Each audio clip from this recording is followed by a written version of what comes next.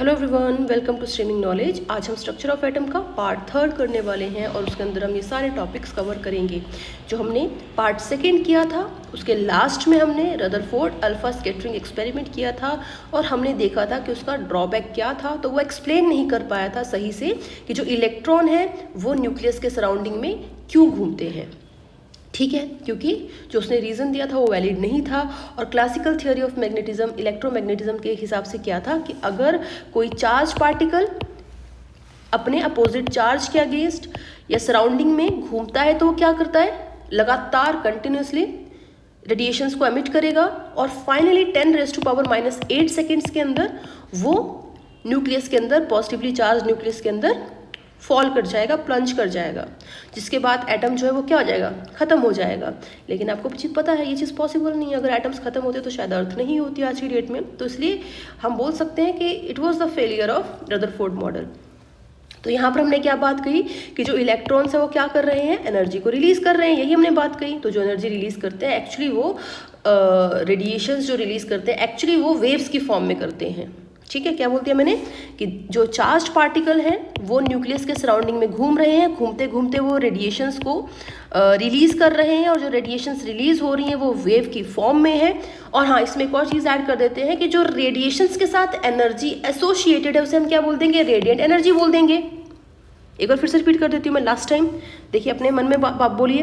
देखिए मैंने क्या बोल दिया, सबसे पहली बात कि जो इलेक्ट्रॉन्स हैं वो पॉजिटिवली चार्ज न्यूक्लियस के सराउंडिंग में घूमते हैं, घूमते घूमते वो क्या करेंगे, रेडिएशंस को बाहर निकालेंगे, लूज करेंगे और रेडिएशंस जो निकलेंगी उनसे वो वेव की फॉर्म में होंगी और उन रेडिएशंस के साथ जो एनर्जी एसोसिएटेड होगी उसे हम बोल देंगे रेडिएंट एनर्जी।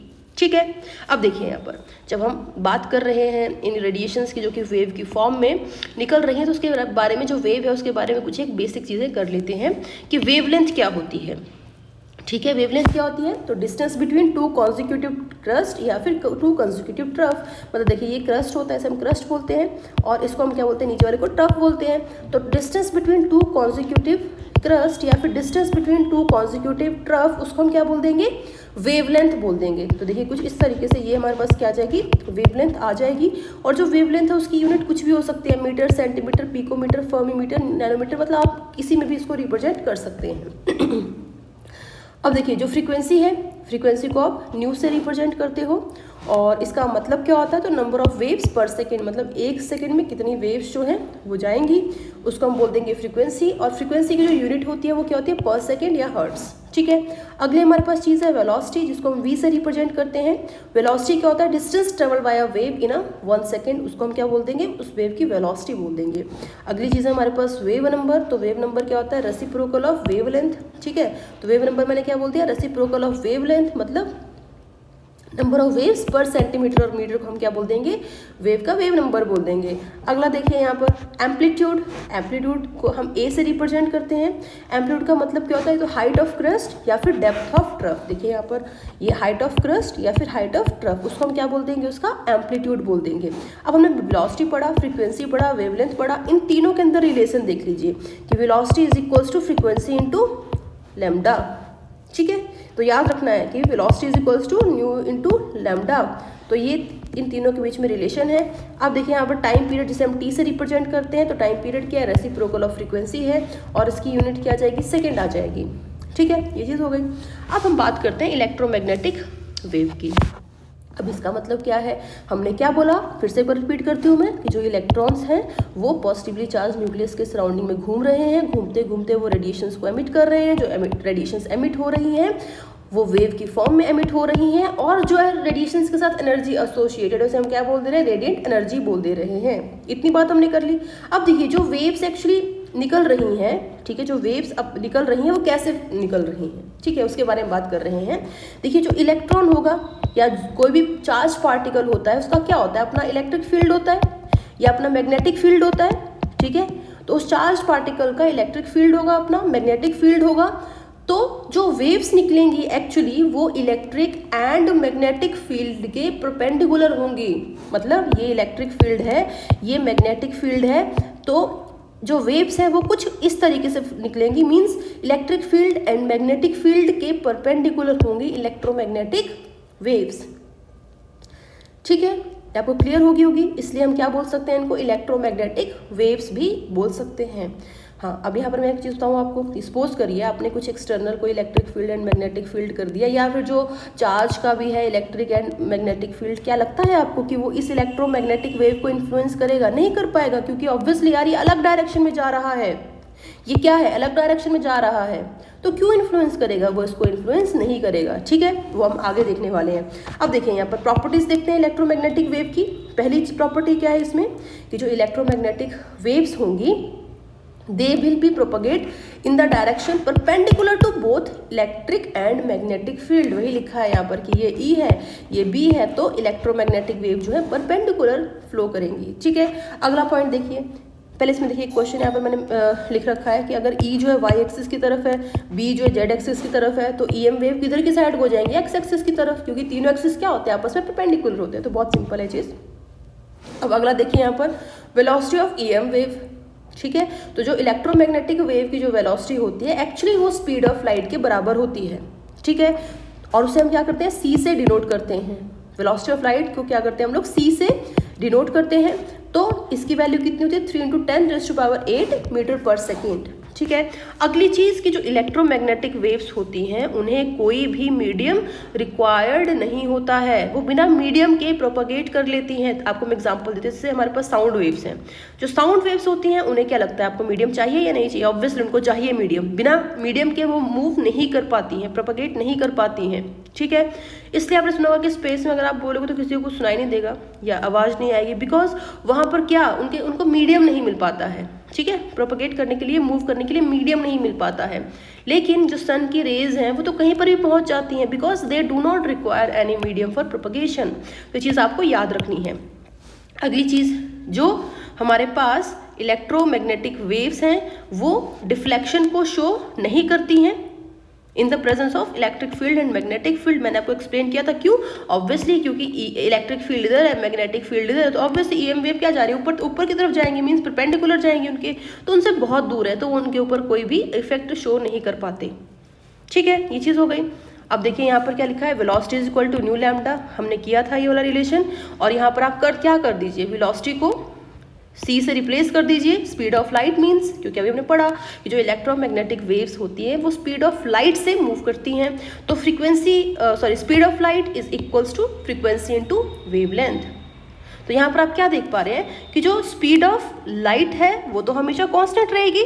ठीक है, तो मतलब न्यू इंटू लैम्डा बराबर है कांस्टेंट हो गया, तो इसका मतलब क्या हो गया, nu is equals to constant upon 1 upon lambda. तो मतलब हम बोल सकते हैं कि न्यू जो है वो वेवलेंथ के इन्वर्सली प्रोपोर्शनल है, मींस अगर आप फ्रीक्वेंसी को बढ़ाओगे तो वेवलेंथ डिक्रीज करेगी, अगर आप फ्रीक्वेंसी को कम करोगे तो वेवलेंथ इंक्रीज करेगी।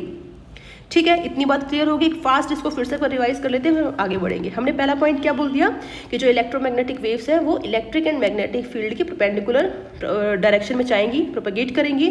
सेकंड हमने क्या बोल दिया कि जो वेलोसिटी होगी इलेक्ट्रोमैग्नेटिक वेव की वो स्पीड ऑफ लाइट के बराबर होगी। तीसरा हमने क्या बोल दिया, उनको कोई मीडियम नहीं चाहिए प्रोपगेट करने के लिए। चौथा हमने क्या बोल दिया कि वो electric field and magnetic field की प्रेजेंस में कोई भी डिफ्लेक्शन शो नहीं करती हैं। ठीक है, और लास्ट में हमने क्या बोल दिया कि जो वेलोसिटी है आप क्या कर दीजिए, उसे स्पीड ऑफ लाइट से यहाँ पर रिप्लेस कर दीजिए, और साथ ही साथ जब फ्रीक्वेंसी बढ़ेगी तो वेवलेंथ कम होगी, because frequency is inversely proportional to wavelength. ठीक है, अब देखिए क्वेश्चन करते हैं। यहाँ पर आपके लिए क्वेश्चन है, स्क्रीन को पॉज करके क्वेश्चन अटेम्प्ट करिए, क्योंकि फार्मूला बेस्ड क्वेश्चन है, ज़्यादा कोई डिफिकल्ट क्वेश्चन नहीं है। अब देखिए यहाँ पर क्या दे रखा है, हमारे पास फ्रीक्वेंसी दे रखी है, कितनी है, 98.3 मेगाहर्ट्ज है। तो मेगा को आप क्या लिख सकते हो, इंटू 10⁶ हर्ट्ज लिख सकते हो ना। मेगा कितना होता है, ऑब्वियसली 10⁶ मीटर होता है, तो आप 10⁶ हर्ट्ज लिख सकते हो।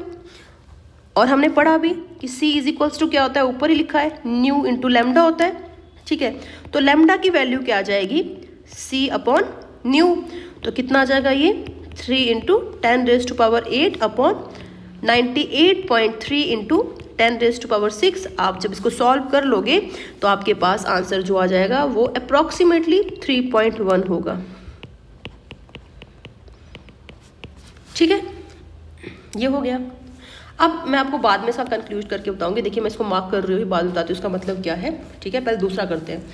ये देखिए यहाँ पर BBC का दे रखा है फ्रीक्वेंसी, पिछला वाला किसका था, रेडियो मिर्ची का था। यहाँ पर देखिए FM है, इधर AM है, दोनों का फुल फॉर्म क्या होता है, FM मीन्स होता है फ्रीक्वेंसी मॉड्यूलेशन और AM का मतलब होता है एम्पलीट्यूड मॉड्यूलेशन, आप फिजिक्स में पढ़ोगे, ठीक है। तो फिलहाल बस इतना जान जाओ, बस क्वेश्चन आपसे होने चाहिए। तो हमने यहाँ पर क्या बोल दिया, फ्रीक्वेंसी आपके पास कितना है, 600 किलोहर्ट्ज़ है।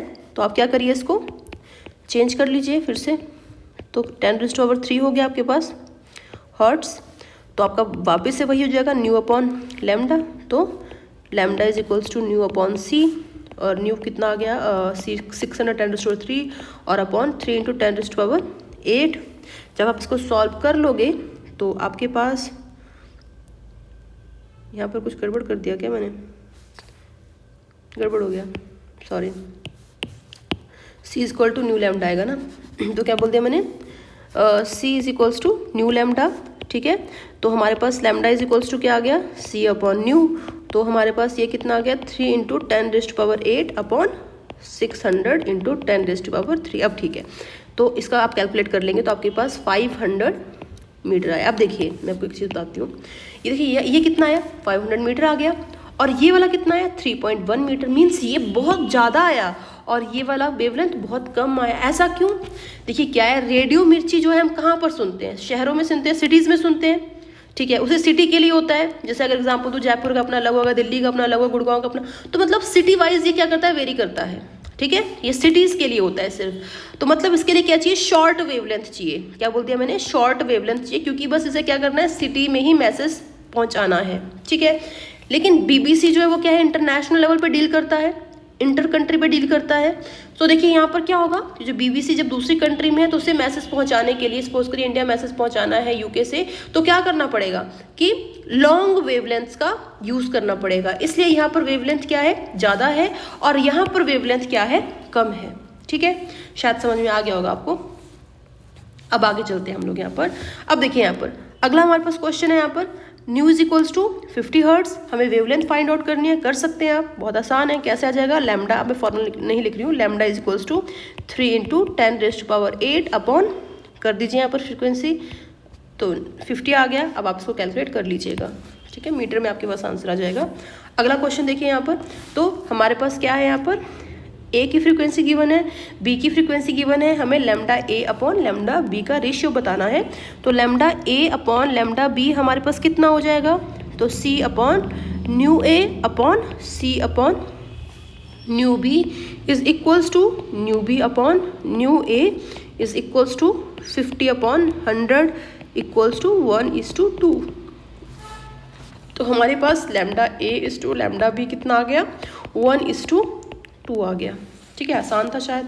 अब देखिए अगला क्वेश्चन देखते हैं हम लोग, कैलकुलेट वेव नंबर, हमें म्यू बार फाइंड करना है, और सेकंड हमें क्या करना है, फ्रीक्वेंसी फाइंड आउट करनी है, ठीक है, दो चीज़ें फाइंड आउट करनी है। और हमारे पास गिवन क्या है, लैम्डा की वैल्यू गिवन है 500 × 10⁻⁻9 मीटर, ठीक है, मैंने इसको मीटर में चेंज कर दिया, नैनोमीटर को, ठीक है। तो ये हमारे पास क्या है, वेवलेंथ गिवन है। अब निकाल लेते हैं, तो क्या आ जाएगा हमारे पास, wave number is equals to nu bar is equals to 1 upon lambda, मतलब 1 अपॉन 500 इंटू 10⁻⁹, ठीक है, यही आएगा। तो कितना आ जाएगा हमारे पास, ये 2 × 10⁻6 पर मीटर, ठीक है। आप खुद से कैलकुलेट करके देखिएगा। दूसरी बात है कि जब भी हम क्वेश्चन कर रहे हैं तो आप अपना स्क्रीन रोक कर उनको सॉल्व करिए, मेरे से सिर्फ आंसर मैच करिएगा, अदरवाइज आपकी प्रैक्टिस नहीं हो पाएगी। इस चीज़ का ध्यान दीजिएगा, चीटिंग हमें नहीं करनी है। और कॉपी पेन लेके बैठिएगा जब भी आप वीडियोस देख रहे हैं, हवा में वीडियोस मत देखिएगा, अदरवाइज फ़ायदा नहीं है यार, टाइम वेस्ट कर रहे होगे फिर तुम अपना। तो बेटर है कि जब भी आप वीडियोस देखने के लिए बैठें तो कॉपी और पेन लेके बैठें, ठीक है, ताकि एटलीस्ट आप क्वेश्चंस खुद से अटेम्प्ट कर पाएँ। तो frequency is equals to C upon lambda, और जिसका मतलब यहाँ पर क्या हो गया, 3 × 10⁸ अपॉन 500 × 10⁻⁹, ठीक है। आप इसको कैलकुलेट कर लीजिए, आपके पास कितना आ जाएगा, 6 × 10⁻14 हर्ट्ज़, ठीक है, आसान है, हो जाना चाहिए। अब देखिए इतना हमने कर लिया, अब हम चल रहे हैं प्लैंक्स क्वांटम थ्योरी के ऊपर, ठीक है। अब हुआ क्या कि जो प्लैंक्स था, अब देखिए उस टाइम पर क्या हुआ कि इन सब चीज़ों की आपको पता है डिस्कवरी नहीं हुई थी, हमारे पास टेलीस्कोप, माइक्रोस्कोप, मतलब इंस्ट्रूमेंट भी नहीं थे। तो जो साइंटिस्ट थे इनिशियली वो क्या करते थे, वो ऑब्वियसली वो क्या चीज़ें करते थे, एज्यूम करते थे। ठीक है, जितने भी साइंटिस्ट थे वो क्या करते थे, चीज़ों को एज्यूम करते थे। देखिए हुआ क्या, जो प्लैंक्स था उसने क्या बोला कि जो हमने बात कही कि जो इलेक्ट्रॉन्स जो हैं, ठीक है, इलेक्ट्रॉन्स के बारे में हमने क्या पढ़ा, जो इलेक्ट्रॉन्स जो है वो एनर्जी को रिलीज कर रहे हैं, यही हमने बात कही। तो बोला कि जो एनर्जी एक्चुअली रिलीज होती है जिसको हम रेडिएंट एनर्जी कह दे रहे हैं, ठीक है, या रेडिएशंस जो रिलीज हो रही हैं और जो उन रेडिएशंस के साथ एनर्जी एसोसिएटेड, जिसे हम रेडिएंट एनर्जी बोल दे रहे हैं, वो एक्चुअली ऐसे कोई स्ट्रीम नहीं है, स्ट्रेट नहीं है, वो क्या किससे बनी हुई है, वो क्वांटम से बनी हुई है, क्वांटा से बनी हुई है। देखिए क्वांटा एक के लिए हम वर्ड यूज करेंगे और क्वांटम हम मोर देन वन के लिए यूज करेंगे, मतलब प्लूरल के लिए यूज करेंगे। तो मैंने क्या बोल दिया, उसने क्या बोला कि जो हमारे पास इस तरीके से रेडिएशन आ रही है वो एक्चुअली कंटिन्यूस नहीं है, मतलब वो इस तरीके से नहीं आ रही है, वो डिसकंटिन्यूस है, मतलब वो छोटे छोटे क्वांटा से बनी हुई है। ठीक है, उसके अंदर क्या है, छोटे छोटे जो है वो पार्टिकल्स हैं जिनको वो क्या कह रहे हैं, क्वांटा या फिर क्वांटम बोल दे रहे हैं। और लाइट के केस में क्या किया गया, उन्हीं क्वांटम को क्या बोल दिया गया, फोटोन्स बोल दिया गया। ठीक है, इतनी चीज क्लियर हो गई। एक बार मुझे लगता है क्लियर हो गया होगा, इतना कुछ मुश्किल नहीं है कि जो रेडिएशंस एमिट कर रहा है इलेक्ट्रॉन वो किस चीज़ की फॉर्म में होगी, वो एक्चुअली क्वांटा की फॉर्म में होंगी। ठीक है, पैकेट्स ऑफ एनर्जी होंगे, वो कंटिन्यूस नहीं होगी, जब हमें दिखते लगातार वैसे नहीं होगी, वो डिसकंटिन्यूस होगी, मतलब वो इस तरीके से पार्टिकल से कुछ इस तरीके से बनी होगी। ठीक है, ये मतलब है यहाँ पर। और अगर लाइट हम ले रहे हैं तो लाइट के रिस्पेक्ट में क्वांटा को हम क्या बोल देंगे, फोटोन्स बोल देंगे। ठीक है, अब वहीं पर यहाँ पर लिखा है कि each radiation is associated with a definite amount of energy, जिसे हम क्या बोल देंगे, रेडिएंट एनर्जी बोल देंगे। तो आपको बार बार मैं बात बता ही रही हूँ, वही चीज़ यहाँ पर लिखी हुई है। अब देखिए अगली चीज़ यहाँ पर क्या है कि जो रेडिएंट एनर्जी जो है जो एमिट हो रही है या एब्जॉर्ब हो रही है वो डिसकंटिन्यूसली होगी, मीन्स ऐसे नहीं होगी, वो ऑब्वियसली ऐसे ऐसे ऐसे करके होगी वो, और वो स्मॉल पैकेट्स ऑफ एनर्जी की फॉर्म में होंगी, जिसको हम क्या बोल देंगे, क्वांटम बोल देंगे। क्वांटा सिंगल के लिए यूज कर रहे हैं हम लोग। ठीक है, लेकिन जब हम लाइट लेंगे तो उसी क्वांटा को हम क्या बोल देंगे, फोटोन्स बोल देंगे। ठीक है, क्लियर है चीज। अब देखिए इसमें अगली चीज क्या बोल दी गई कि amount of energy associated with quantum of radiation is directly proportional to frequency of radiation. तो ये आपके लिए नई चीज़ आ गई, अभी तक आपने नहीं पढ़ी थी, तो ये चीज़ आपके लिए क्या आ गई, यहाँ पर नई आ गई कि जो एनर्जी है वो किसके डायरेक्टली प्रोपोर्शनल होगी, फ्रीक्वेंसी ऑफ रेडिएशन के डायरेक्टली प्रोपोर्शन होगी। Means energy is directly proportional to nu. अब जब आप इस प्रोपोर्शनैलिटी को हटाओगे तो आपके पास क्या आ जाएगा, यहाँ पर प्रोपोर्शनैलिटी कांस्टेंट आ जाएगी, जिसे हम क्या बोल देंगे, प्लैंक्स कांस्टेंट। ठीक है, तो एच से हम उसे रिप्रेजेंट करते हैं, और जो एच होता है उसकी वैल्यू कितनी होती है, तो 6.6 × 10⁻⁻34 जूल सेकेंड। और यहाँ पर ई एनर्जी है और न्यू क्या है, यहाँ पर फ्रीक्वेंसी है। समझ में आ गई बात। तो मैंने क्या बोल दिया, अगर सारे पॉइंट्स हम फिर से देख लेते हैं। चलो अभी एक और है, फिर देखते हैं हम लोग। नेक्स्ट पॉइंट हमने क्या बोल दिया इसमें कि जो एनर्जी एमिटेड है, एब्जॉर्ब्ड है, वो किस में होगी। देखिए हमने क्या पढ़ा अभी, हमने E = h न्यू बोला। तो देखिए अगर हमारे पास एक रेडिएशन है तो एनर्जी कितनी हो जाएगी, h न्यू हो जाएगी। और अगर हमारे पास n रेडिएशंस होंगी तो एनर्जी कितनी हो जाएगी हमारे पास, NH न्यू हो जाएगी। समझ रहे हो बात। ठीक है, देखिए ये तो मैं ये बोल सकती हूँ, मैं ये ऐसे ही बोल सकती हूँ कि देखिए अगर हमारे पास एक क्वांटा है तो उसकी एनर्जी h न्यू है। ठीक है, तो अगर n क्वांटास होंगे तो NH न्यू हो जाएगी, ये भी बोल सकते हैं। ठीक है, तो मैंने क्या बोल दिया कि अगर हमारे पास एक रेडिएशन है तो उसकी एनर्जी कितनी है, h न्यू है। और अगर n रेडिएशंस हो जाएंगे तो उसकी एनर्जी कितनी हो जाएगी, NH न्यू होगी। मींस इंटीग्रल मल्टीपल से हम इंटू कर देंगे, यही होगा ना। यहाँ पर n क्या होगा, इंटीग्रल होगा। सुन ना कि 1.5, क्योंकि रेडिएशन तो पूरी आएगी ना यार, कुछ इस तरीके से, वो आधी अधूरी थोड़ी ना रेडिएशन आएगी। समझ रहे हो बात। तो यहाँ पर हमेशा हमें क्या करना है, n से इंटू करना है, इंटीग्रल नंबर से इंटू करना है। ठीक है, तो वही यहाँ पर लिखा है कि = h न्यू है फॉर EM वेव्स। ठीक है, और c हमने क्या पढ़ा, speed of light, new into lambda. तो हमारे पास आ गया फ्रीक्वेंसी एंड वेवलेंथ, और इसको हमने क्या किया, यहाँ पर रख दिया। तो हमारे पास क्या आ गया यहाँ पर, E = hc/λ। तो वही बात सेम है कि रेडिएशन, एक रेडिएशन के लिए कितना आ जाएगा, hc/λ आ जाएगा। तो जब हम n रेडिएशंस लेंगे तो हमारे पास कितना आ जाएगा, तो इंटू कर देंगे n से, सिंपल। और साथ ही साथ आप यहाँ पर देख पा रहे होंगे कि जो एनर्जी है वो डायरेक्टली प्रोपोर्शन है फ्रीक्वेंसी के, बट इनवर्सली प्रोपोर्शन है लैम्डा के। ठीक है, तो energy is directly proportional to frequency and inversely proportional to wavelength lambda. तो क्लियर है ये चीज़। तो वहीं यहाँ पर लिखा हुआ है कि फॉर एन रेज एनर्जी कितनी हो जाएगी, NHc अपॉन लैम्डा हो जाएगी, और n जो होगा वो क्या होगा, हमेशा एक इंटीजर होगा। ठीक है, आई होप आपको चीज़ें यहाँ पर क्लियर हो गई होंगी। तो एक बार फिर से फटाफट देख लेते हैं, रिवाइज कर लेते हैं हमने क्या क्या किया। पहले हमने क्या बोल दिया कि जो रेडिएशंस आ रही हैं उनके साथ एक कुछ definite amount of energy associated होगी, जिसे हम बोल देंगे रेडिएंट एनर्जी। सेकंड हमने क्या बोल दिया कि एनर्जी जो आएंगे वो पैकेट्स ऑफ एनर्जी की फॉर्म में आएंगी, जिनको हम बोल देंगे क्वांटम, और लाइट के केस में बोल देंगे फोटोन। थर्ड पॉइंट हमने क्या कर लिया कि जो एनर्जी होगी वो डायरेक्टली प्रोपोर्शन होगी फ्रीक्वेंसी ऑफ रेडिएशन के। उसका तो हमने ये फॉर्मूला देख लिया यहाँ पर, और बाद में हमने क्या किया यहाँ पर, अगली चीज़ क्या कर ली कि जो एनर्जी इमीडिएट और एब्जॉर्ब होगी वो एक्चुअली इंटीग्रल नंबर्स में होगी। ठीक है, वो हमेशा आधी अधूरी नहीं होगी, वो इंटीग्रल नंबर्स में होगी, इंटीग्रल मल्टीपल्स में होगी। तो अगर 1 रेडिएशन की ये है तो n रेडिएशन की कितनी हो जाएगी, वो इतनी हो जाएगी। सिंपल सी चीज़ थी, इतना हमने कर लिया। अब देखिए क्वेश्चंस देखते हैं यहाँ पर। जो यहाँ पर पहला क्वेश्चन है, calculate energy of 1 mole of photons of radiations having frequency 5 × 10⁻14। बहुत आसान सा क्वेश्चन है। देखिए यहाँ पर क्या दे रखा है, हमारे पास फ्रीक्वेंसी दे रखी है, और हमें फाइंड आउट क्या करना है, इसमें एनर्जी फाइंड आउट करना है। तो कर लीजिए आप, E = hν हो जाएगा, और h की वैल्यू कितनी होती है 6.6 × 10⁻34 जूल सेकेंड। देखिए यूनिट्स का ध्यान रखिएगा हमेशा, और 5 × 10⁻14। ठीक है, यही होगा हर्ट्स। तो जब आप इसको कैलकुलेट करोगे तो कितना आ जाएगा हमारे पास, 33 × -20 जूल। ठीक है, ये आपके पास एनर्जी आ जाएगी। लेकिन देखिए यहाँ पर क्या बोला है कि calculate energy of 1 mole of photon. तो यहाँ पर देखिए ये एक की है, तो 1 मोल की कितनी हो जाएगी, तो ऑब्वियसली आप क्या करोगे, एवोगैड्रो नंबर से इनटू कर दोगे। तो हमारे पास क्या आ गया कि 1 मोल ऑफ फोटोन की एनर्जी कितनी आ जाएगी आपके पास, तो Avogadro number mean 6.022 × 10⁻23 into 33 × 10⁻20 joule. ठीक है, हो जाएगा, मुझे करने की ज़रूरत नहीं है, आप कर सकते हो, बहुत आसानी के साथ हो जाएगा। ये हो गया। अब देखिए अगला क्वेश्चन देखिए इसमें, calculate the ratio of energy emitted by 2 bulbs, one having λ1 300 nanometre and other have λ2 = 600 nanometre. हमें E1/E2 फाइंड आउट करना है, रेशियो फाइंड आउट करना है। तो देखिए बहुत आसान है, E = हमने क्या किया, hc/λ किया।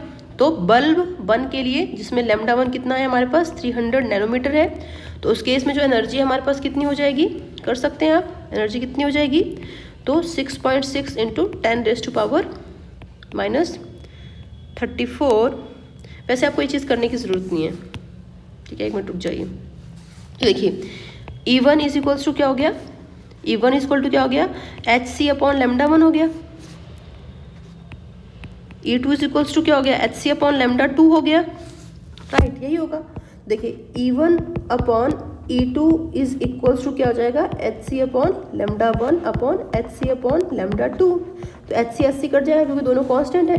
तो E1/E2 कितना हो जाएगा, λ2/λ1। इसका मतलब क्या हुआ कि 600/300, तो निकल जाएगा 2:1। देखिए बहुत ही आसान था। ठीक है, ये चीज़ होगी। अगला क्वेश्चन देखिए इसमें, A 100-watt bulb emits light of wavelength 400 nanometre, calculate the number of photons emitted per second by bulb. ठीक है, तो हमें क्या करना है, देखिए यहाँ पर एनर्जी पर सेकंड दे रखी है आपके पास, जो कि पावर की फॉर्म में है। तो एनर्जी पर सेकंड आपके पास दे रखी है, मीन्स एनर्जी आपके पास कितनी हो गई, 100 वॉट। क्यों मैंने 100 वॉट लिख दिया, बिकॉज पावर क्या होता है, एनर्जी पर सेकंड। तो 100 वॉट हमारे पास क्या है कि 100 एनर्जी पर सेकंड, तो एनर्जी हमारे पास कितना आ गया, 100 आ गया। तो एनर्जी की वैल्यू आ गई यहाँ पर। वेवलेंथ हमारे पास कितना है, 400 × 10⁻⁹ मीटर। हमें क्या करना है, n की value means number of photons को कैलकुलेट करना है। तो हो जाएगा E = NHc/λ, कर लेंगे आप। और एनर्जी की वैल्यू आपके पास 100 है, n आपको कैलकुलेट करना है, तो hc/λ कर लीजिए, और n को पहले अलग कर लीजिए आप, 100 × λ/hc और 100 × 400 into 10⁻⁹ upon hc into 3 into 10⁸ जब इसको कैलकुलेट करोगे तो आपके पास ये आ जाएगा 2 इंटू 10⁻20। अब एक बार आंसर चेक कर लीजिएगा, ठीक है। तो इस तरीके से आपको कैलकुलेट करना है, ठीक है। बहुत ही आसान था। आगे चलते हैं। अब देखिए ये वाला क्वेश्चन देखिए यहाँ पर, a photon of 300 nanometre is absorbed by a gas which re-emits 2 photons. One re-emitted photon has lambda is equals to 400 nanometer. Calculate the lambda of other re-emitted photon. तो देखिए बहुत आसान है। देखिए क्या हुआ कि ये गैस है हमारे पास, ठीक है। देखिए नोट करके मैंने इससे लिखा है क्योंकि आपको कुछ यहाँ पर चीज़ें बतानी है, ठीक है। कि अगर फ्रीक्वेंसी होगी तब आपको कैसे कैलकुलेट करना है, एनर्जी होगी तो कैसे कैलकुलेट करना है, वेवलेंथ होगी तो कैसे कैलकुलेट करना है। तो पहले ये चीज़ देखिए, बाद में आप क्वेश्चन अटेम्प्ट करिएगा। अब देखिए क्या हुआ, ये हमारे पास क्या है, यहाँ पर गैस है। गैस ने क्या किया, एक फोटोन को एब्जॉर्ब किया, ठीक है। तो न्यू1 हो गया हमारे पास, ठीक है, जिसकी फ्रीक्वेंसी मीन्स न्यू1 थी, ठीक है। बाद में क्या हुआ, उसी गैस ने क्या किया, जो उसने एक एब्जॉर्ब किया था फोटोन, उसने एक की बजाय क्या किया, 3 पार्ट्स में उसको रिलीज किया, ठीक है। 1 2 3, इनकी फ्रीक्वेंसी क्या हो गई, न्यू2 न्यू3 न्यू4। और आपने पढ़ा है कंजर्वेशन ऑफ एनर्जी के हिसाब से कि जितना एनर्जी एब्जॉर्ब की जाती है उतना ही एनर्जी रिलीज की जाती है। तो गैस जितना एनर्जी एब्जॉर्ब करेगी उतना ही एनर्जी क्या करेगी, वो रिलीज करेगी, ठीक है। तो एनर्जी एब्जॉर्ब कितनी है इसके अंदर, देखिए यहाँ पर न्यू1 के रिस्पेक्ट में h न्यू1, और रिलीज कितनी है, तो h न्यू2 प्लस h न्यू3 प्लस h न्यू4, तो वही यहाँ पर लिख दिया है। और h सब में क्या है, कॉन्स्टेंट है, तो काट दिया मैंने। तो न्यू1 इज इक्वल्स टू न्यू2 प्लस न्यू3 प्लस न्यू4। और न्यू1 को आप क्या लिख सकते हो, फ्रीक्वेंसी को आप क्या लिख सकते हो, hc upon λ1, hc upon λ2, hc upon λ3, hc upon λ4। तो उससे आपके पास क्या आ जाएगा, 1 upon λ1 is equals to 1 upon λ2 plus 1 upon λ3 plus 1 upon λ4। इतनी बात क्लियर होगी। मतलब इसका मतलब क्या हुआ कि जब भी वेवलेंथ दी होगी तो आपको क्या करना है, उसका इन्वर्स जो है ऐड करना है, ठीक है। उसका क्या करना है, आपको इन्वर्स ऐड करना है, उसे डायरेक्टली ऐड नहीं करना है, क्वेश्चन गलत हो जाएगा अदरवाइज। और जब आपके पास फ्रीक्वेंसी गिवन होगी तो उसमें आपको क्या करना है, उसे डायरेक्टली ऐड कर देना है, ठीक है। क्लियर है।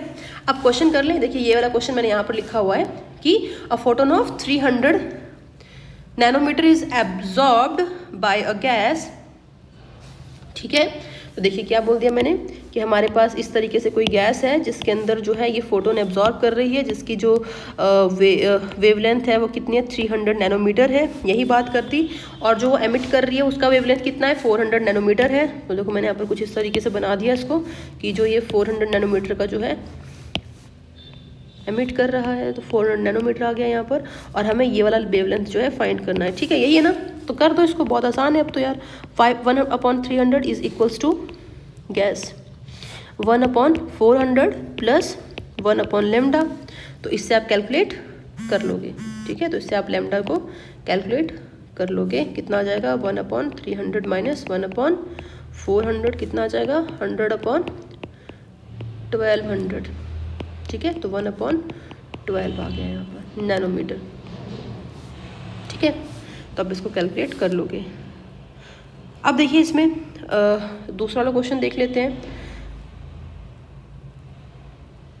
यहाँ पर 1 अपॉन, एक मिनट रुकिए यार, यहाँ पर 1 अपॉन लेमडा आएगा ना, ठीक है। तो हमारे पास आ गया 1 upon lambda is equals to 100 upon 1200, और ये अपने पास हो गया lambda is equals to 12 nanometre. अब ठीक है, ठीक है, तो इतना आ जाएगा। तो ये हो गया। अब देखिए थोड़ा सा आगे बढ़ते हैं हम लोग। जो नेक्स्ट क्वेश्चन था वो ये वाला था। इसमें फ्रीक्वेंसी क्या दे रखी है, इसमें देखिए तो फ्रीक्वेंसी इसमें दे रखी है 400 हर्ट्स, और इससे क्या हो रहा है कि 100 हर्ट्स का फोटोन प्लस हमें न्यू3 फाइंड आउट करना है, ठीक है। तो इसमें आपको क्या करना है, ये तो डायरेक्टली आप कर सकते हैं, ठीक है। डायरेक्टली आप क्या कर सकते हैं, एडिट कर सकते हैं, शायद हो जाएगा। कैसे होगा, देखिए यहाँ पर frequency 1 is equals to frequency 2 plus frequency 3, ठीक है, यही होगा। यार इसमें गड़बड़ हुआ है शायद, पिछले वाले में रुको एक मिनट यार, सॉरी गड़बड़ हो गया ये, कितना आएगा इसमें 400 इंटू 400 माइनस 300 अपॉन इतना आएगा ना, ये आएगा।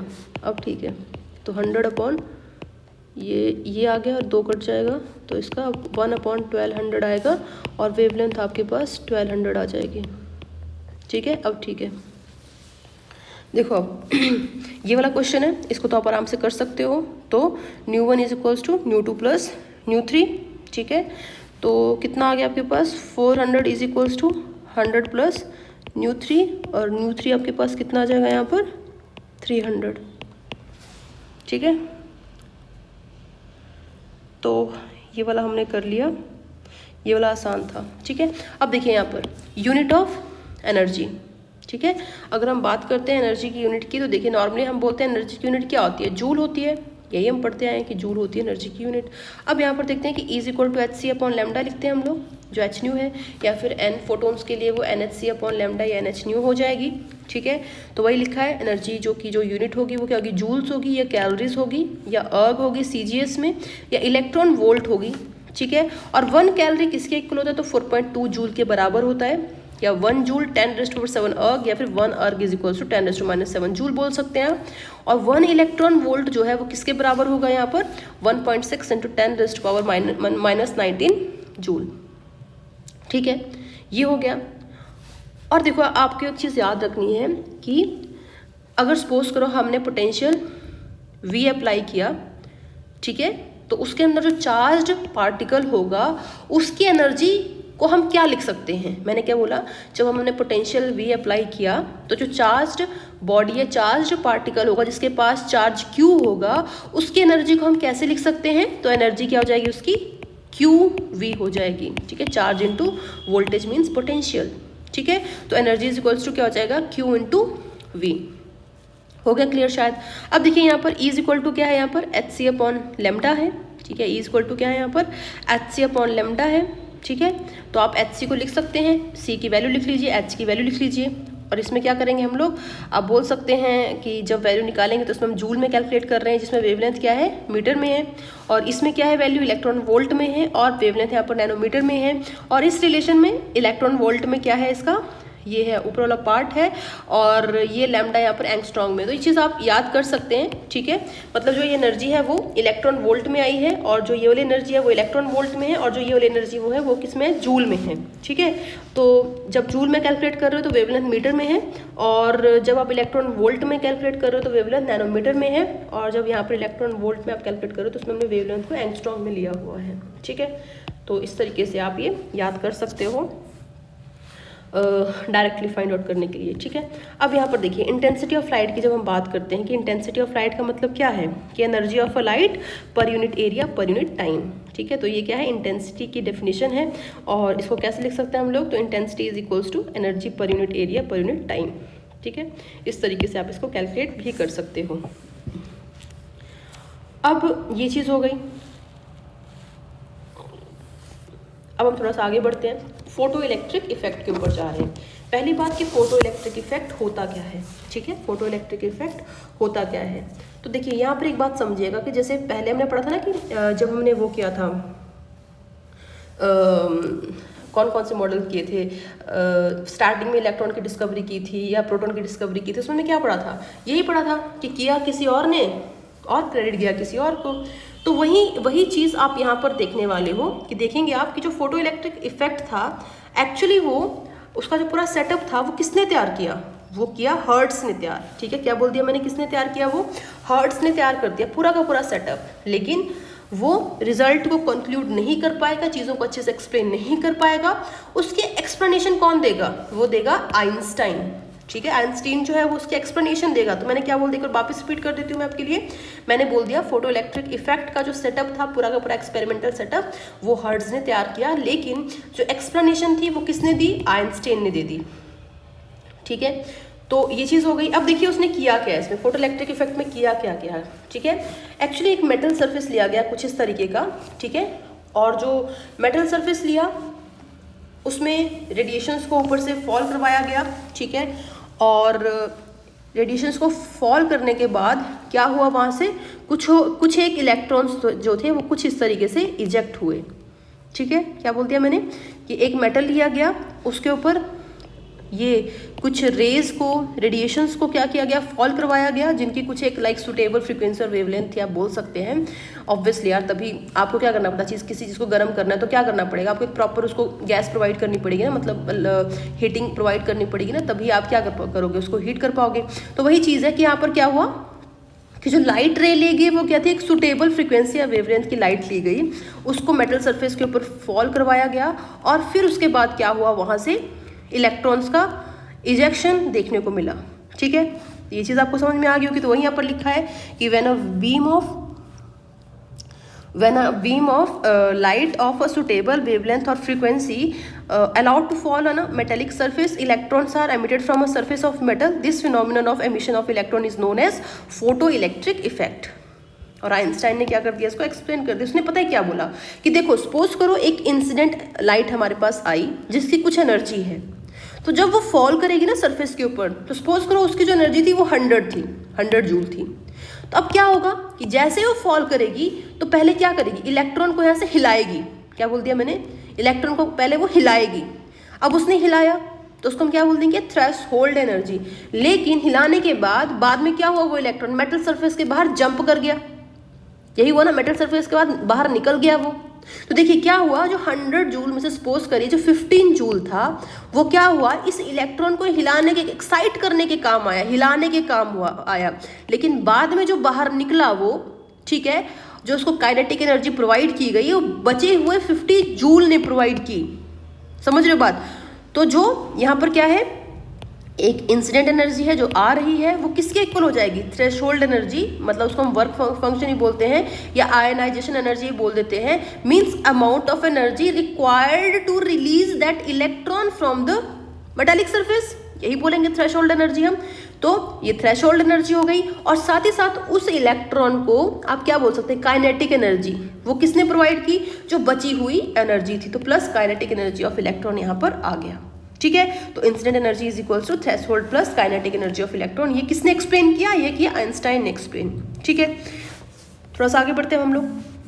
तो वही यहाँ पर लिखा हुआ है कि सपोज करिए लाइट है, इसकी फ्रीक्वेंसी न्यू है, ठीक है, और जो इलेक्ट्रॉन बाहर आया, इसका मास क्या होगा, मास ऑफ इलेक्ट्रॉन होगा, और जो उसकी वेलोसिटी होगी वो v मान लेते हैं हम लोग।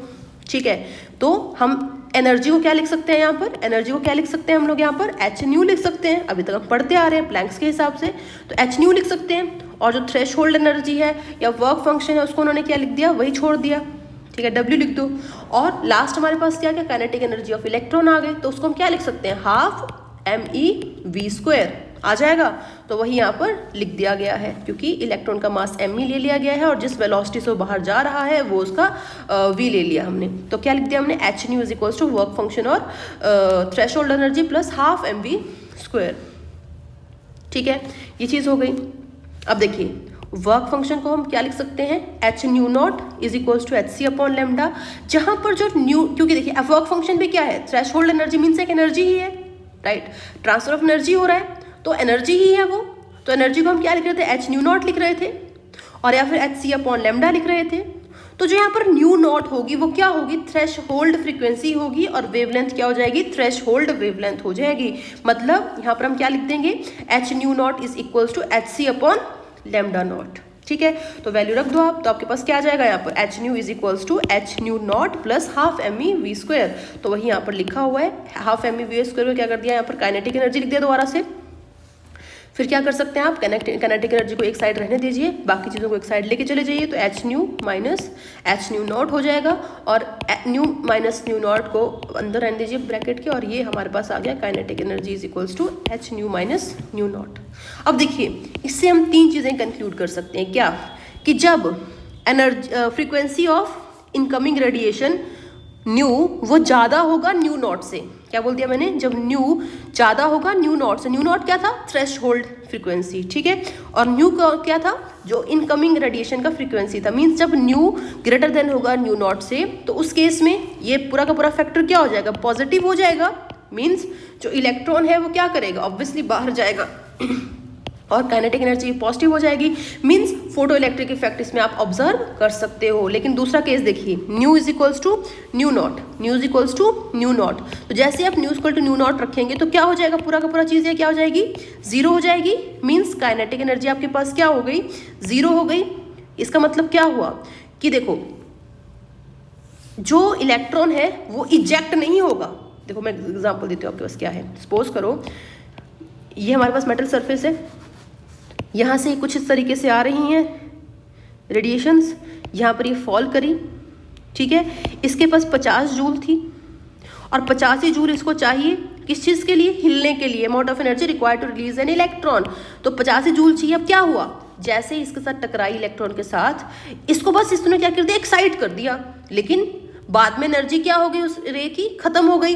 तो मतलब ये बाहर नहीं निकल पाया। मींस इस केस में क्या होगा, फोटो इलेक्ट्रॉन का इजेक्शन नहीं आप देख पाओगे, फोटो इलेक्ट्रॉन का इजेक्शन नहीं देख पाओगे। सिर्फ क्या है, वो वर्ज ऑफ इजेक्शन के ऊपर है। तीसरी चीज हमने यहाँ पर क्या देख ली कि जब फ्रीक्वेंसी जो होगी वो न्यू नॉट से कम होगी तो उस केस में क्या हो जाएगा, देखिए यहाँ पर नेगेटिव हो जाएगी पूरी की पूरी वैल्यू। मींस इस केस में क्या होगा कि अब यार खुद सोचो ना, यहाँ पर ये मेटल सरफेस है, ये इसको 50 चाहिए मतलब हिलने के लिए, इसके पास 30 ही है, तो ये हिला भी नहीं पाएगी ना यार। इजेक्ट करना तो बहुत दूर की बात है, ठीक है। तो इसलिए ये चीज़ पॉसिबल हो ही नहीं पाएगी। हाँ, अब मैं एक चीज़ आपको बताना चाहूँगी कि देखिए यहाँ पर क्या लिखा हुआ है, फोटो इलेक्ट्रिक इफेक्ट। मतलब क्या हुआ कि जो फोटोन्स हैं वो क्या कर रहे हैं, इलेक्ट्रॉन्स को इजेक्ट कर रहे हैं और उनके कारण क्या हो रही है, इलेक्ट्रिसिटी प्रोड्यूस हो रही है, जिसको हम क्या बोल दे रहे हैं, फोटो इलेक्ट्रिक इफेक्ट। क्या बोल दिया मैंने कि जो फोटोन जो है वो मेटल सरफेस से इलेक्ट्रॉन को इजेक्ट कर रहे हैं और उनके कारण जो इलेक्ट्रिसिटी प्रोड्यूस हो रही है उसको हम क्या बोल देंगे, फोटो इलेक्ट्रिक इफेक्ट, ठीक है। अब देखिए यहाँ पर अब h nu is equal to h nu not plus के ही काइनेटिक एनर्जी, वही हमने लास्ट किया था यहाँ पर, वही चीज़ दोबारा से लिख दिया यहाँ पर हमने। अब इसको क्या कर सकते हैं, आप एच सी अपॉन लेमडा कर सकते हैं। तो kinetic energy is equal to क्या आ जाएगा, h c upon lambda minus h c upon lambda naught, और उससे हमारे पास ये वाला रिलेशन बन गया। या आप इसको ये भी लिख सकते हैं, ठीक है, ये आ जाएगा फाइनली। अब देखिए यहाँ पर क्या समझनी है आपको चीज़ कि जब वेवलेंथ मतलब lambda naught threshold wavelength, अब देखिए इसमें उल्टा है, इसमें देखिए इसमें न्यू नॉट सॉरी हम इसमें न्यू को देख रहे थे, जो इंसिडेंट रेडिएशन का फ्रीक्वेंसी था उसको देख रहे थे। इसमें हम किसको देख रहे हैं, लेमडा नॉट को देख रहे हैं। और वैसे भी आपको याद हो तो हमने क्या पढ़ा था कि जो फ्रीक्वेंसी होती है इन्वर्सली प्रोपोर्शनल होती है वेवलेंथ के। मतलब अगर ये ज़्यादा होगी फ्रीक्वेंसी, मतलब इंसिडेंट की फ्रीक्वेंसी अगर ज़्यादा होगी तो वेवलेंथ क्या होनी चाहिए, कम होनी चाहिए, ठीक है। तो देखिए यहाँ पर क्या है, kinetic energy is equal to h c upon h c lambda nought minus lambda upon lambda into lambda nought आ गया है हमारे पास। अब इसमें आप क्या कर लीजिए कि अगर सपोज करिए अगर आपके पास जो लेमडा है, ठीक है, जो अगर लेमडा है मतलब इंसिडेंट वेव की जो वेवलेंथ है अगर वो कम है as compare to lambda naught, means जो हमारा थ्रेशहोल्ड वेवलेंथ है, तो क्या हो जाएगा, काइनेटिक एनर्जी क्या हो जाएगी यहाँ पर, ऑब्वियसली नेगेटिव हो जाएगी पूरी की पूरी वैल्यू। तो मतलब आपको फोटो इलेक्ट्रिक इफेक्ट देखने को नहीं मिलेगा। अगला केस है यहाँ पर जब lambda is equal to lambda naught हो जाएगा तो उस केस में जो काइनेटिक एनर्जी होगी वो क्या हो जाएगी, जीरो हो जाएगी, पूरी की पूरी काइनेटिक एनर्जी क्या हो जाएगी, जीरो हो जाएगी। तो मतलब उस केस में क्या है कि वो हिला तो पाएगा लेकिन इलेक्ट्रॉन जो इजेक्ट नहीं हो पाएंगे। और अगला देखिए इसमें case lambda is less than lambda naught, तो अगर लैम्डा जो है वो लैम्डा नॉट से छोटा होगा तो क्या हो जाएगा, पूरी की पूरी वैल्यू क्या हो जाएगी, पॉजिटिव हो जाएगी। मतलब इस केस में क्या होगा, फोटो इलेक्ट्रिक इफेक्ट देखने को मिलेगा, ठीक है, फोटो इलेक्ट्रिक इफेक्ट जो है यहाँ पर देखने को मिलेगा, ठीक है, ये चीज़ हो गई। तो इसका मतलब क्या हो गया, सबसे हमने कैलकुलेट क्या किया कि अगर हमें फोटो इलेक्ट्रिक इफेक्ट करवाना है या फोटो इलेक्ट्रिक इफेक्ट पॉसिबल कब होगा, जब इंसिडेंट फ्रीक्वेंसी जो होगी वो ग्रेटर देन थ्रेशहोल्ड फ्रीक्वेंसी होगी, लेकिन जो वेवलेंथ होगी इंसिडेंट वो थ्रेशहोल्ड वेवलेंथ से कम होगी। तो उसी सिचुएशन में फोटो इलेक्ट्रिक इफेक्ट हो सकता है। तो आपको ये चीज़ याद रखनी है, इंपॉर्टेंट है, ठीक है, ये चीज़ आपको याद रखनी है। अब आगे चलते हैं वर्क फंक्शन। तो देखिए वर्क फंक्शन का मतलब यहाँ पर क्या है, तो वर्क फंक्शन क्या होता है आपको बता चुकी हूँ, ये थ्रेशहोल्ड एनर्जी या फिर आप इसको क्या बोल सकते हैं, आयनाइजेशन एनर्जी भी बोल सकते हैं। मतलब energy required to lose the electron from the metal surface, उसको हम क्या बोल देंगे, वर्क फंक्शन बोल देंगे। अब देखिए ऐसा क्यों कर रहे हैं, हमें एनर्जी क्यों चाहिए, क्यों, ऑब्वियसली यार मेटल के अंदर जो इलेक्ट्रॉन्स होंगे वो कुछ एक अट्रैक्टिव फोर्सेस के साथ, या आप बोल सकते हैं न्यूक्लियस का जो पॉजिटिव चार्ज होता है उसके साथ वो क्या होंगे, अपने पोजीशन पर होंगे या मेटल के अंदर होंगे, तो उसे अपनी जगह से हिलाने के लिए आपको क्या चाहिए, एक आपको कुछ एनर्जी चाहिए, ठीक है। और जो एनर्जी कौन दे रहा है आपको, वो रेडिएशंस प्रोवाइड कर रही है। देखिए यहाँ पर लिखा है electron in the metal are held together by some attractive forces, to overcome this attractive forces a certain minimum amount of energy is required, this minimum energy is called threshold energy और work function या फिर ionization energy. अब देखिए क्या होता है, जो work function होता है वो हर मेटल का क्या करता है, वेरी करता है। क्यों, देखो मैं बताती हूँ, जैसे सोडियम हो गया, पोटाशियम हो गया, आपने पढ़ा होगा इनऑर्गेनिक केमिस्ट्री में कभी कि सोडियम पोटेशियम का क्या होता है, आयनाइजेशन एनर्जी अलग होता है, ठीक है। अलग अलग मेटल्स का क्या होगा, अलग अलग आयनाइजेशन एनर्जी होगा, ठीक है। तो इसलिए यहाँ पर लिखा है कि जो वर्क फंक्शन है वो क्या है, मेटल का कैरेक्टरिस्टिक्स है और वो मेटल वाइज जो है वेरी करेगा। हर मेटल का अपना वर्क फंक्शन होगा, मतलब हर मेटल को अपने हिसाब से एनर्जी चाहिए होगी इलेक्ट्रॉन को बाहर निकालने के लिए, ठीक है। ये चीज़ हो गई। और एक और चीज़ आपको याद रखनी, जो आइंस्टाइन ने बोल दी थी कि जो 1 फोटोन होगा ना, वो 1 फोटो इलेक्ट्रॉन ही निकालेगा। मतलब हमने क्या पढ़ा था कि इस तरीके से रेडिएशन आ रही है जिसके अंदर क्या है, फोटोन्स है, मीन्स क्वांटास हैं। तो मतलब अगर इस रेडिएशन के अंदर, इस रेस के अंदर अगर 10 फोटोन है ना, तो वो 10 ही इलेक्ट्रॉन को निकालेंगे। ऐसा नहीं 10 फोटोन 20 को निकाल देंगे, नहीं। तो 1 photon is equals to 1 photo electron. तो ये चीज़ आपको याद रखनी है, ठीक है। ये चीज़ हो गई। अब देखते हैं, जरा क्वेश्चन देख लेते हैं। कुछ एक क्वेश्चन है यहाँ पर। पहला क्वेश्चन इसमें देखिए क्या है, अ लाइट ऑफ, देखिए अपनी स्क्रीन को पॉज कर लीजिएगा, पहले सॉल्व करिएगा फिर मेरा आंसर देखिएगा। A light of wavelength is equals to 5000 angstrom falls on a metallic surface of work function 1.9 volt electron volt. Energy of photon हमें फाइंड आउट करनी है और kinetic energy of photo electron हमें find out करनी है। देखिए यहाँ पर पहला पार्ट एनर्जी निकाल लेंगे आप, क्या होगी, क्या हो जाएगी, निकाल लेंगे, हो जाना चाहिए यार। 124005000 इलेक्ट्रॉन वोल्ट। मैंने कहाँ से लिख दिया बताओ। यहाँ पर क्या है, वेवलेंथ एंगस्ट्रॉम में आपको फार्मूला दिखाती हूँ। देखिए ये वाला फार्मूला है, ये वाला किया था ना हमने कि जब वेवलेंथ एंगस्ट्रॉम में होगी तो हम ये वाला फार्मूला यूज़ करेंगे, यही करेंगे ना। तो E equal to this one, तो हमने इसलिए वो वाला फार्मूला यूज़ कर दिया 12400 इलेक्ट्रॉन वोल्ट अपॉन लैम्ब्डा इन एंगस्ट्रॉम, ठीक है। देखिए अब देखिए ईजिली हो जाएगा ये, तो कर लीजिए सॉल्व। इसका आंसर 2.48 इलेक्ट्रॉन वोल्ट के करीब आएगा। अगला क्वेश्चन देखिए, kinetic energy of photo electrons. तो काइनेटिक एनर्जी किसके इक्वल आ जाएगी, भी हमने किया, किसके इक्वल आएगी। देखिए फार्मूला एक बार आपको दिखा देती हूँ मैं। ये देखिए क्या होगा, काइनेटिक एनर्जी E इंसिडेंट होगा माइनस E थ्रेशोल्ड होगा ना, तो E इंसिडेंट माइनस थ्रेशोल्ड होगा, ठीक है। तो लिख देते हैं यहाँ पर। तो काइनेटिक एनर्जी कितना आ जाएगा हमारे पास, इंसिडेंट रेडिएशन की एनर्जी माइनस थ्रेशोल्ड एनर्जी। तो लिख देते हैं यहाँ पर, इंसिडेंट की कितनी आ गई हमारे पास, यहाँ पर कितनी आ गई, लिखा है कुछ, बोलो बोलो। कितना आ गया यार हमारे पास, यहाँ पर आ जाएगा 48 माइनस 1.9 इलेक्ट्रॉन वोल्ट, ठीक है। कितना आ जाएगा हमारे पास, 48 माइनस इतना। क्यों इतना आ गया, क्यों इतना आ गया, क्योंकि देखो जो हमारे पास इसमें वर्क फंक्शन है, देखिए ये वाला जो क्या था, ये threshold energy means work function, वो हमारे पास यहाँ पर गिवन है, ठीक है। और हमने जो यहाँ पर वैल्यू निकाली वो कितनी आ गई, यहाँ पर ऊपर 2.48 आ गई, ठीक है। एक मिनट रुकिए, तो कितना आ जाएगा यहाँ पर 2.48 आ जाएगा। तो आप जब इसको कैलकुलेट कर लेंगे तो आपके पास कितना आएगा,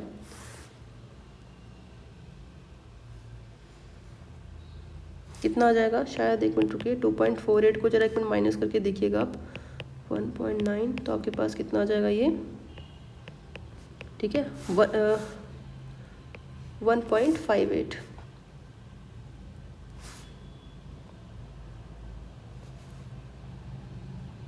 ठीक है, नहीं 0.58, ठीक है।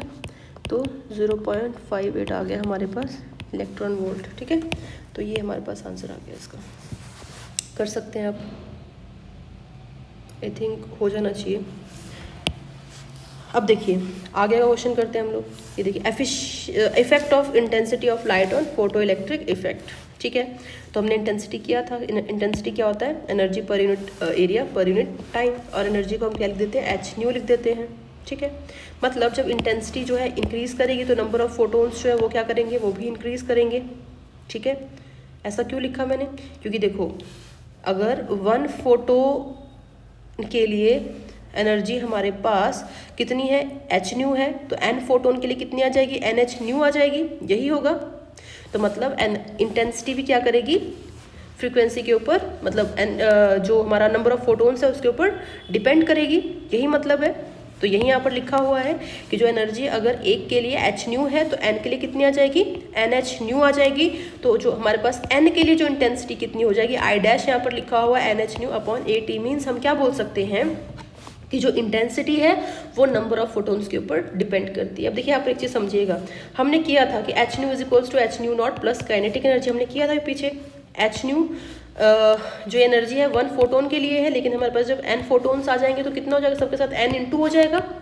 ठीक है, n सबके साथ इंटू हो जाएगा, लेकिन n जो एक कॉमन फैक्टर होगा तो सारे के सारे क्या हो जाएंगे? यहाँ पर कैंसिल हो जाएंगे। तो अब आप यहाँ पर देख पाएंगे जो काइनेटिक एनर्जी अपने पास आएगी, देखिए काइनेटिक एनर्जी जो आएगी वो क्या होगी? H nu minus h nu nought आ जाएगी। इसका मतलब क्या हुआ कि देखिए जो इंटेंसिटी है वो तो नंबर ऑफ फोटोन्स के ऊपर डिपेंड कर रही है, लेकिन जो काइनेटिक एनर्जी है वो इंडिपेंडेंट है किसके? इंटेंसिटी या फिर नंबर ऑफ फोटोन्स के, क्योंकि वो तो डिपेंड कर ही नहीं रही है ना उनके ऊपर। तो हम क्या बोल सकते हैं कि kinetic energy of photo electrons are independent of intensity of light because an increase in intensity does not effect the kinetic energy of photo electrons, rather it only increases number of photo electrons. समझ में आई बात? ठीक है, तो एक simple होगी चीज़ कि फिर से बता देती हूँ कि जो इंटेंसिटी है वो डायरेक्टली प्रोपोर्शनल है फोटो इलेक्ट्रॉन्स के, लेकिन काइनेटिक एनर्जी जो है ना तो वो इंटेंसिटी के ऊपर डिपेंड करेगी क्योंकि इंटेंसिटी फोटोन्स के ऊपर डिपेंड कर रही है, और ना ही वो फोटोन्स के ऊपर डिपेंड करेगी। ठीक है, तो हम क्या कर सकते हैं, जब काइनेटिक एनर्जी और इंटेंसिटी का ग्राफ ड्रॉ करेंगे तो वो कुछ इस तरीके का बनेगा।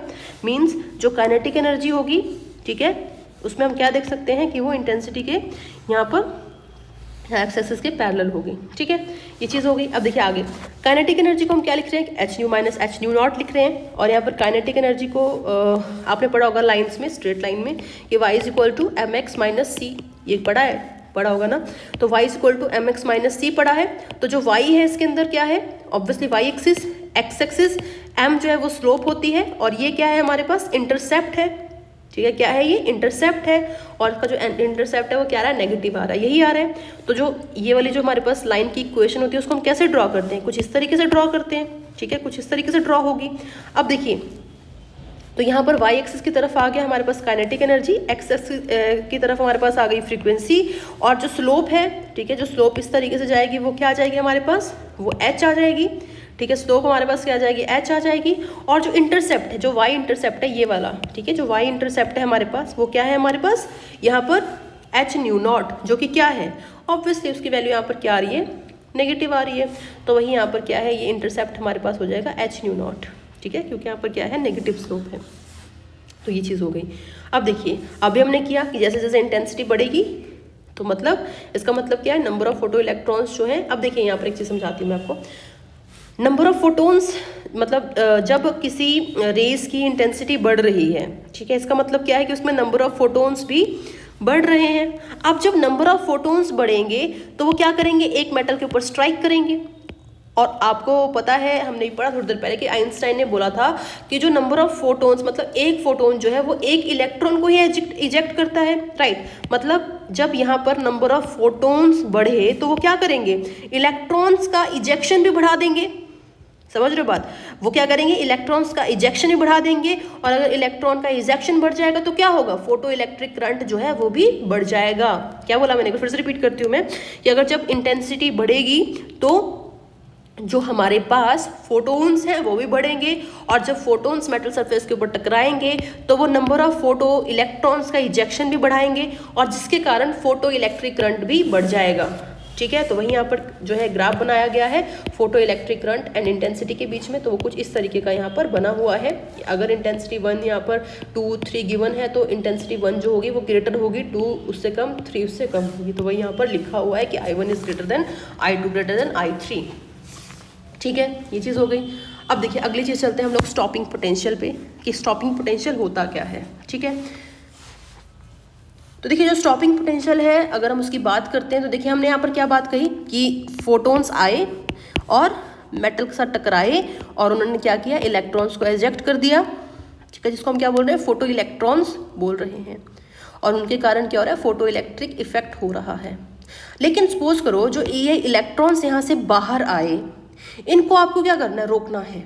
क्या बोल दिया मैंने कि जो इलेक्ट्रॉन्स बाहर आए उनको आपको रोकना है। तो आपको क्या करना पड़ेगा, क्या करना पड़ेगा आपको, सेम उतना ही पोटेंशियल जो है अप्लाई करना पड़ेगा। सेम पोटेंशियल आपको अप्लाई करना पड़ेगा। मतलब आप क्या बोल सकते हैं कि जो V वोल्ट का जो आप पोटेंशियल है वो किसके अगेंस्ट आप अप्लाई कर रहे हो, रोकना मींस एनर्जी, जो उसकी काइनेटिक एनर्जी है उसके अगेंस्ट अप्लाई कर रहे हो, मींस काइनेटिक एनर्जी के अगेंस्ट आपको उतना सेम पोटेंशियल अप्लाई करना पड़ेगा, तभी आप उस इलेक्ट्रॉन को रोक पाओगे। ठीक है, तो स्टॉपिंग पोटेंशियल मतलब क्या हो गया, it is a potential which is applied to photo electrons to lose their kinetic energy और to stop the photo electrons. आप ये बोल सकते हैं कि फोटो इलेक्ट्रॉन की काइनेटिक एनर्जी को लूज करने के लिए जो पोटेंशियल हमें अप्लाई करना है उसे हम क्या बोल देंगे, स्टॉपिंग पोटेंशियल। ठीक है, ये हो गया। तो अगर हमारे पास energy of a charge body having charge Q under V को हम क्या लिखते थे, Q इंटू V लिखते थे, हमने पहले भी किया था। ठीक है, ये लिखते थे Q इंटू V या फिर E इंटू V भी लिख सकते हैं। अगर चार्ज को हम E मान रहे हैं तो kinetic energy is equal to stopping potential आ जाएगा। समझ में आ गई बात, क्यों, क्योंकि हमें इलेक्ट्रॉन को रोकने के लिए इतना स्टॉपिंग पोटेंशियल जो है देना पड़ेगा। और काइनेटिक एनर्जी हमारे पास क्या आ जाएगी, हाफ mv², और स्टॉपिंग पोटेंशियल आ जाएगा E इंटू V, और उससे हमारे पास पोटेंशियल V की वैल्यू जो है इस तरीके से यहाँ पर आ जाएगी। तो V इक्वल टू क्या हो जाएगा, काइनेटिक एनर्जी अपॉन E। और यहाँ पर काइनेटिक एनर्जी किसमें होगी, अगर इलेक्ट्रॉन वोल्ट में होगी तो क्या करेंगे आप, जैसे सपोज करिए आपके पास काइनेटिक एनर्जी बोला है कि 1 इलेक्ट्रॉन वोल्ट है, तो क्या कर सकते हैं आप, आराम से ई को काट सकते हैं। तो हमारे पास क्या आंसर आ जाएगा, 1V आ जाएगा।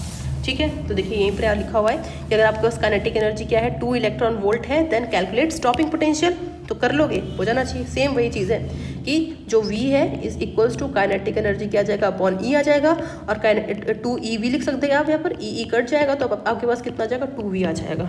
ठीक है, इस तरीके से करना है। ठीक है, तो वापस मैंने देखिए इस तरीके से आपको समझाया है वापस से कि ये आपके पास इलेक्ट्रॉन आ रहा है जिसकी एनर्जी कुछ काइनेटिक एनर्जी कुछ KE है, उसको आपको रोकना है तो आपको स्टॉपिंग पोटेंशियल अप्लाई करना पड़ेगा।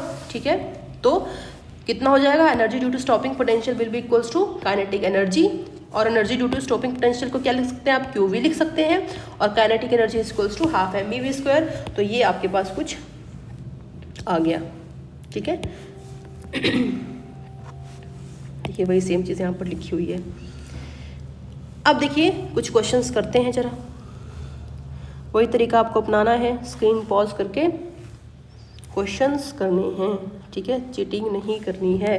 तो देखो क्या करना है, काइनेटिक एनर्जी आपके पास गिवन है तो पोटेंशियल फाइंड आउट हो जाएगा यार। क्या आ जाएगा, 5EV अपॉन क्या आ जाएगा, E, तो ये कट जाएगा, 5V आंसर आ जाएगा।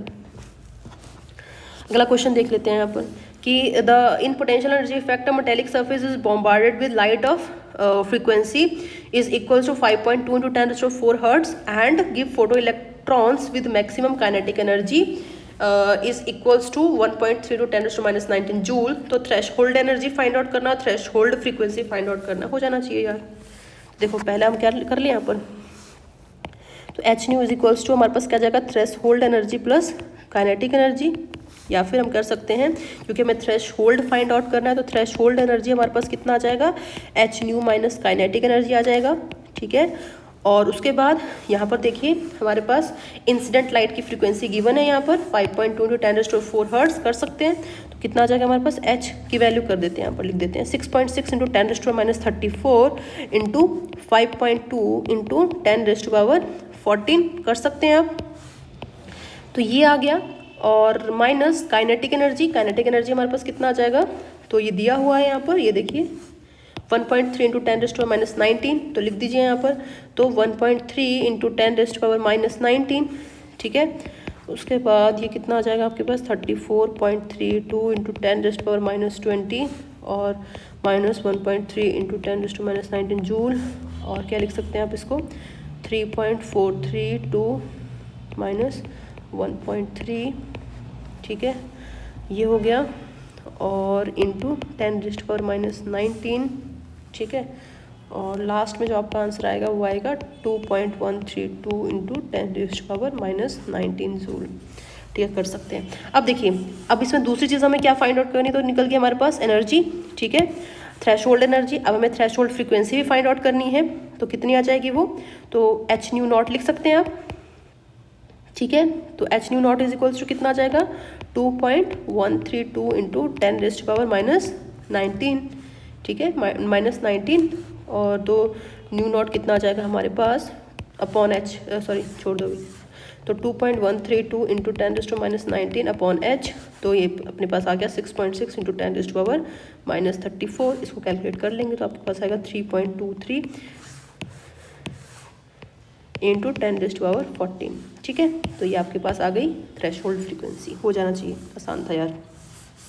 चलो अगला क्वेश्चन देखते हैं इसमें, ये वाला है, when a certain metal is bombarded with light of frequency 4 into 10⁻16 hertz, the photon electron emitted has 3 times the kinetic energy as the kinetic energy of photoelectron emitted when the same metal is bombarded with light of frequency is equals to 2 into 10⁻16 hertz. Calculate the critical threshold energy.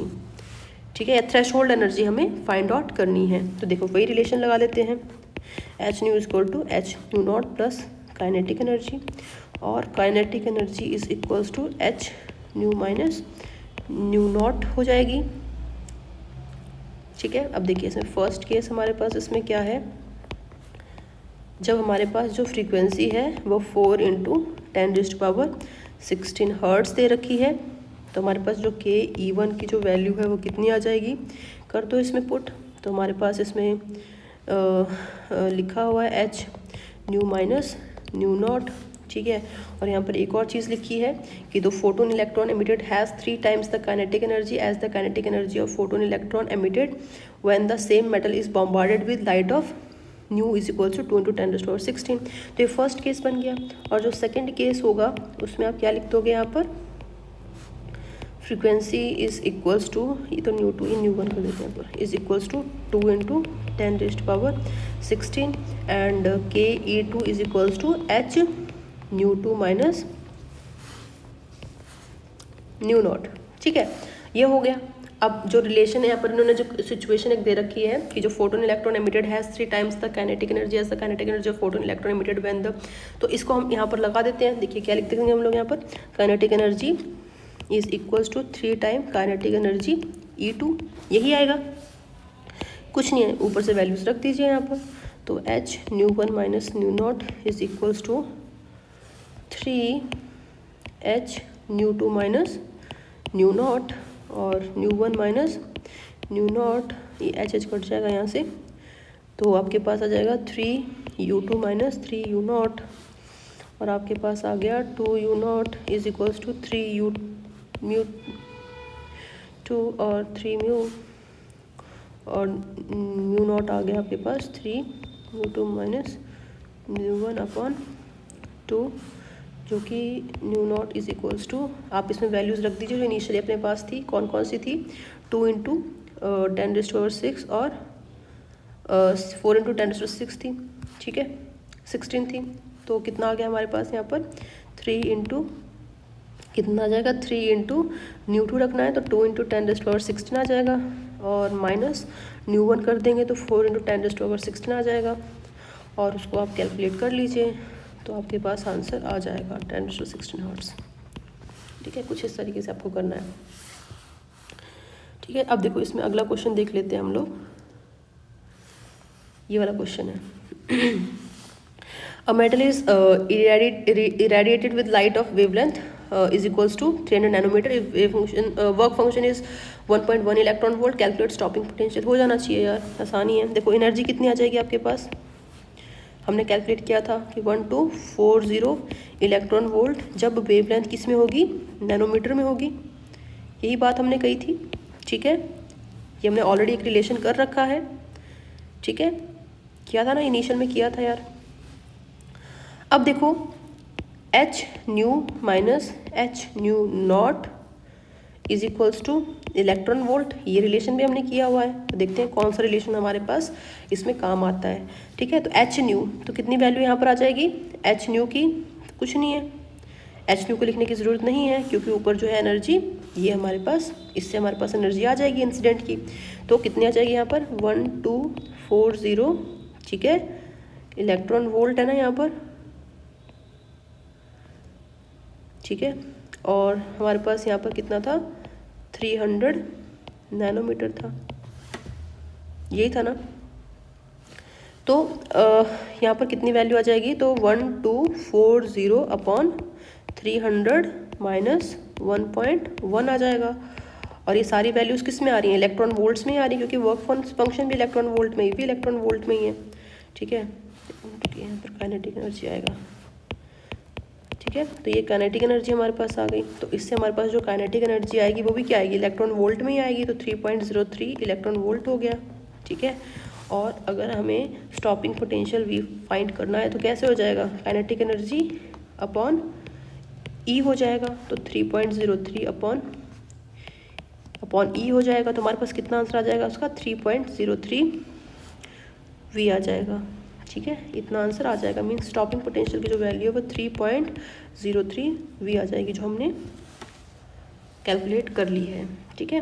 कुछ नहीं है, यहाँ पर हमने शुरुआत इससे करनी थी क्योंकि हमारे पास जो वेवलेंथ थी वो गिवन थी, तो हमारे पास इलेक्ट्रॉन वोल्ट में वैल्यू आ जाती है और यहाँ पर फंक्शन भी इलेक्ट्रॉन वोल्ट में दे रखा है, तो उससे हमारे पास स्टॉपिंग पोटेंशियल निकल जाता, ठीक है। तो इस तरीके से आप कर सकते हो।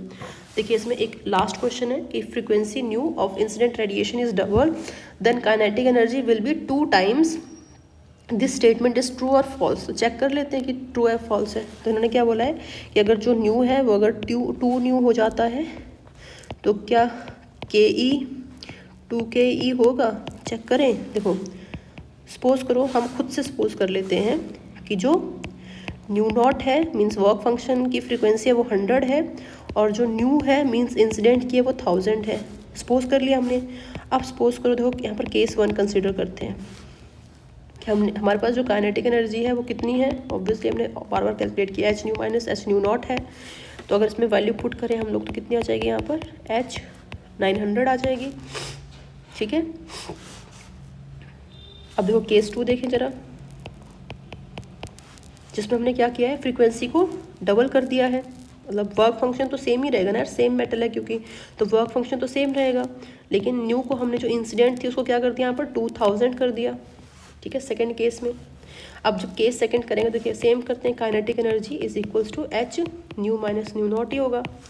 और एच और न्यू की वैल्यू कितनी है 2000 है और न्यू नॉट की वैल्यू कितनी है 100 है। तो जब आप इसको कैलकुलेट करोगे कितना आएगा आपके पास, ये आएगा आपके पास 1900 एच, यही आएगा ना। तो देखिए यहाँ पर 900 का डबल कितना होता है, कितना आता है 1800 आता है, लेकिन ये डबल नहीं है, ये 1900 आ रहा है। इसका मतलब क्या हुआ कि जो ये चीज़ बोली गई है वो क्या है, गलत है, ठीक है। और इसमें एक लास्ट आप स्टेटमेंट देख लीजिए कि जो kinetic energy of photo electron होती है वो डायरेक्टली प्रोपोर्शनल नहीं है to the frequency of incident radiation, ठीक है। हमने पहले भी किया था ना कि kinetic energy of photo electron is not directly proportional to frequency of incident radiation. तो ये चीज़ आपको याद रखनी है, ठीक है, ये इम्पॉर्टेंट है। तो बस आज के लिए इतना ही, और बाकी